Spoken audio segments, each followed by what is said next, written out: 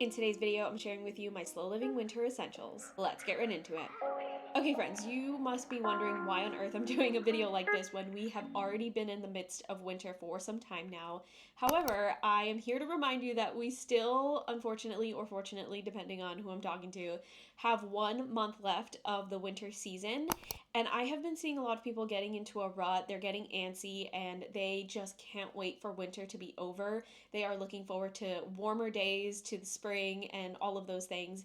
But on this channel, when we're talking about slow living, we're talking about not rushing and looking forward to the future as much, and more so living in the moment and embracing the moment and embracing the seasons for what they are in ways that are fulfilling. So that's exactly why I'm doing this video right now, and hopefully it will re-inspire, it will refresh you and get you more excited for the month that we have left of this season in ways, again, that are fulfilling. So I'm going to be going through products, experiences, tech, apps, a bunch of different things, and I have them kind of all laid out around me. So I'll show you examples as I go through the things, but let's just jump right into it. Okay, the first essential is, or essentials are things to warm you up, literally warm you up, because it is cold.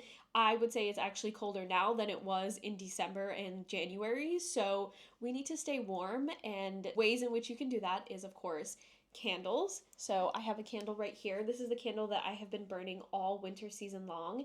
It's very festive during the holiday season, but I still think it fits into the winter season overall because it smells like a pine tree. And when I smell pine trees, I think winter, not necessarily the holiday season, just winter. And I love the vibrant green color. So if it looks good, it smells good, it's going to give me a feel good vibe, and of course, it brings warmth into the room as well. I do also recommend a candle warmer because, as you can see, this candle is full, and I did light this all winter season long. The candle warmer doesn't actually melt the wax, so that's just a little hack there if you're going to light a candle. Another thing to warm you up are slippers. I'm literally going to pull my slipper off my foot right now. These are the slippers that I have been wearing all winter season. I had ghost face slippers, but they truly were ripping at the seams. They did not last long, unfortunately, but yeah, just get you some comfy, fuzzy, warm slippers. Also, thick socks. You can never go wrong with thick socks. I do not have any thick socks, but you know, you can definitely get that. You can also get a space heater. There are some cute ones that I've seen online. I'll put a picture of one on the screen right now that I really want to get. I have some ugly ones, but they do the trick, especially when I'm in this room because there are so many windows. I get cold in here really fast. The space heater has made things extra comfy and cozy. You can get hand warmers. I think this is like a really great gift for somebody that gets cold really quickly. We're not talking about gifts necessarily right now, but I do recall gifting someone this and they really, really appreciated it because they get cold a lot during the winter. And then, of course, some good old classics, a scarf. This is like a really gigantic scarf. It goes all the way down to my ankles. It's super thick and fluffy and warm, and I don't think it was much. I think I got it at H&M like 10 years ago. So yeah, a really nice comfy scarf, a hat, of course. I go with a beanie. Where is this one from? This one is from Target. Had it for many years as well. And then just some gloves. As you can see, I'm very color coordinated. You don't have to be as color coordinated as I am, but you can just feel the warmth in this, and it's so comfy cozy when you are out and about. When you feel like you don't want to be out and about, these things will ground you and keep you warm. Okay, the next thing on the list is hydration. Not just literal hydration when we're talking about water, which I am including in this part here. This is a water bottle that I am absolutely obsessed with because it is nice and compact and super, super cute. And then it has a handle, so you can literally walk around with this with your gloves on, and you can have it really handy so that you remain hydrated. Drinking water in the wintertime is very hard for me to do. So if you needed that reminder, if you needed that inspiration, get yourself like a really handy bottle like this. I got this one gifted by a friend, by the way, and I absolutely love it. It's from the brand Bink. But I'm not just talking about literal hydration and drinking a lot of water. I'm talking about skin hydration as well. So if you can get yourself a good lip balm, I personally like to get a seasonal lip balm because it just makes me embrace the season for what it is even more. So the one that I'm recommending is from Rhode. And if you know anything about me, Rhode lip peptide treatments are my favorite lip balms ever, especially in the wintertime because they stay on all day and they keep my lips super hydrated. And this one is their peppermint flavor. I don't know if they still have it, but it smells like peppermint. It has a little tiny shimmer in it, so it's just a lot of fun while also remaining hydrated. I recommend any sort of peppermint lip balm. It's like my favorite scent or flavor of lip balm. But also hand cream, and I don't have it with me right now. It's in the car, but I like the one from Glossier because it's super cute and compact and it does the job. It smells really good as well. You don't need to get a fancy one, but it's just another nice thing to get things that make you feel good when you look at it as well. It's just one of those things that I think adds to the element of feel good vibes. But yeah, hydrating your hands is so important. Yesterday I went somewhere and I took my gloves off and my hands were so dry and it was so embarrassing. So that was a reminder to myself to include in this video. Okay, the next thing is to have a cheery mug. When we think about winter, a lot of the times when we think about colors, we don't think of vibrant colors. We think of muted colors like muted blues or grays even, because that is just what reflects the weather outside and just the things around us. And I don't think there's anything wrong with those colors. I absolutely love that, to be honest, but having a cheery mug like this bright one that's definitely going to shock you when you look at it in the midst of winter is really nice. It gives like an instant mood boost almost. This one in particular reminds me of the sun, obviously, because it's such a bright yellow. You don't have to get a bright yellow, but just anything with a nice, vibrant, cheery, feely vibe is going to bring a bit of a mood boost to you right now if you are associating this time of the year with dark, muted, kind of dreary colors or energy, anything like that. This mug is from Chamberlain Coffee. They actually gifted it to me, and I'm so glad that it was this one that they gifted to me, because the yellow really does bring a mood boost to me in the winter days, and I do like to pull this out in January and February. It also has like a nice bright pink color in the inside, and then it has a little bird sipping on a coffee. Something about this mug really screams Slow Morning Diaries to me, in my opinion, and so it really makes me happy pulling it out every single winter. And speaking of cheery mugs, I would also say having a cheery travel mug is important as well, because if you are out and about and you have to be out and about and you want to stay warm, you want to stay comfy, you want to stay cozy and feel good, having a travel mug for your coffee or your tea or whatever warm beverage that you have is going to be vital for those days. And so I have this one from Glossier. You know that I love Glossier, so this one just makes me so happy. And even though it says cup of cheer and that's kind of festive, I bring this around during the winter season period because it keeps my coffee super hot, and it's not too big. If I put it next to the Bink, they're almost the same exact, they're the same exact size actually. So it's really compact. And what's really cool about this one is like it's a classic tumbler where when you take it off, it has the lid and everything and it's secure here, but it also has a little coffee mug as well. So this makes me so happy. Again, you don't need to get the exact same one, but just having this is really nice. It makes me feel happy to be able to pull it out whenever I need to. By the way, anything that I can link, I will link in the description box just in case you do want to get the same things as me. But moving on to this piece here is to have a journal. The beginning of the year is the perfect time, I think. It's a very timely moment to start journaling if you haven't journaled before or if you want to get back into journaling.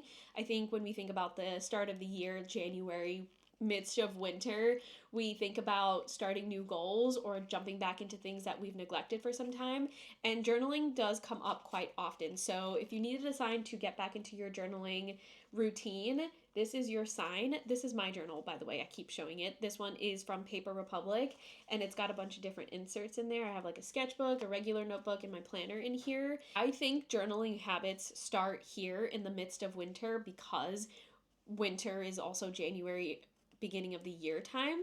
So jump into your journal for a little bit. I'm not going to tell you exactly how to journal because everybody journals in a different way, but if you need some tips to just jump right into it, I would definitely recommend finding some prompts that really guide you and help you get started, because sometimes we will look at our journal and be like, what do we do? Like, is this a diary? Is this a planner? Like, I don't know where to begin, and prompts will help you at least get some ink on the page.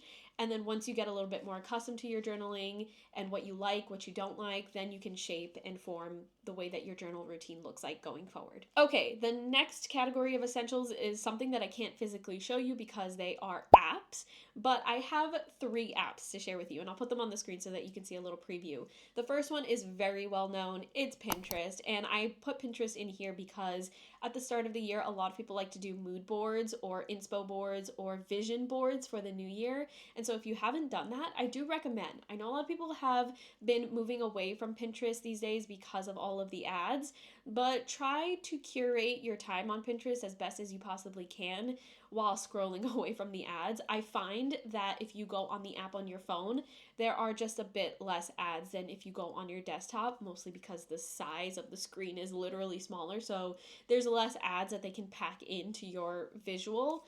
But yeah, I still do a vision board on Pinterest every single year in January. If you want to see mine, I will link it down below. But I think it's really fun. It's really inspirational. And sometimes I go into Pinterest simply to scroll for a little bit and get re-inspired. So if you don't want to do a board in particular, but you want to look up certain things that are inspiring, just search it in the search bar and you'll be able to find some things. Again, try to ignore the ads as much as you possibly can. However, if you are just like anti-ads, you're sick and tired of Pinterest right now, I do have an alternative for you, and that is Cosmos. I don't have it on my phone, unfortunately, because I have an Android and I believe they only have an iOS app right now. So just be mindful of that if you are also an Android user, but you can use the website on your phone, like on your browser on your phone. And I really love the desktop utilization of Cosmos. Think Pinterest, but without the ads and a lot more artsy. So I think Pinterest can be more commercial in comparison to Cosmos because you'll see a lot of branding stuff, you'll see a lot of aesthetic stuff and curations that are very trendy, if you will. But on Cosmos, it's really down to the artsy, nitty-gritty, creative stuff. So if you're a creative person, you're going to love Cosmos. And if you're new to that space, you might think it's a little bit out there, it's a little bit contemporary art kind of vibes, but I promise you, you can still find the things that you love about Pinterest on Cosmos as well. You just got to do a little bit more scrolling, and in my opinion, because there's less ads, there's less clutter, it just feels super, super inspiring to scroll on there for just a few minutes. So highly recommend Cosmos. They do not like sponsor me in any way, and I've been talking about them a lot lately. It's just, I just find them to be super inspiring. And then the last app is Substack. I've talked about Substack before, and my newsletter is now on Substack.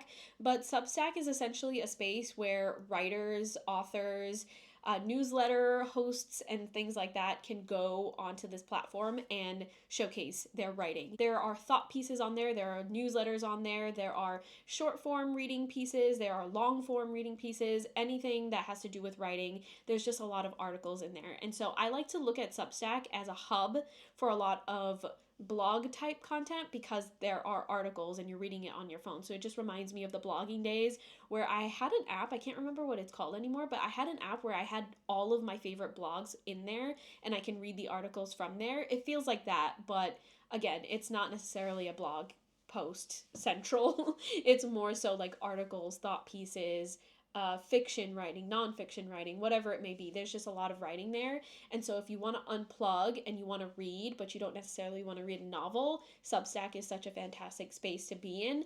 And it's creators creating this content. So you're supporting them in such a direct way. I love Substack so much. And now that I am on Substack, I have been loving it even more because I think it's much more accessible than the newsletter that I used to have. So if you want, you can subscribe to me there, but I do, also recommend it for other creators as well. It's very easy to browse and find people who are writing in the spaces of your interest. Okay, and then the last winter essential, by the way, the apps part, actually, technically, and I don't even need to say this right now because I haven't finished the list, but I should just say a lot of these things can apply to other seasons, but I do also think that they're winter essentials and can be applied to winter specific moments when we need extra inspiration, we need an extra dose of feel good vibes when we are kind of in a rut. But anyway, the last item on this list of essentials is feel good activities. So I have a list of these. I have actually a Notion bucket list for winter, for all the seasons actually, and I will link it down below so that you can get a giant customizable free list of things that you can do in the winter season that are not holiday specific, because obviously we have moved past the holiday season. So there's a lot of fun things that you can get in that Notion, but I also have blog posts where I talk about things that you can do to embrace seasonal slow living, winter in particular, and so all of those resources I will link down below. But my favorite thing to do during this time of year is to get a cup of coffee, get a nice sweet treat, and then go browsing around a bookstore, because those things you can certainly do in any time of the year, but it's extra cozy and it's a nice warm place to hide out in when it is cold outside, if you needed a quick one idea out of the many ideas that I have in those resources. But that is all for this list. I hope it did inspire you and get you excited for winter yet again, because we still have one more month, and I would love, love, love if you could really embrace this 1 month for what it is and apply the things that you actually are interested in and feel fulfilled by in this month, rather than waiting for the seconds, waiting for the days to pass so that it's finally warmer. I feel like that is definitely not a mindset that we should be in, especially if we are on a slow living journey. We want to be able to enjoy every single day for what it is, and so hopefully these things can help you do that. But thank you so much for hanging out with me today. Happy 1 month left of the season. I hope you enjoy it, and I will talk to you in the next video.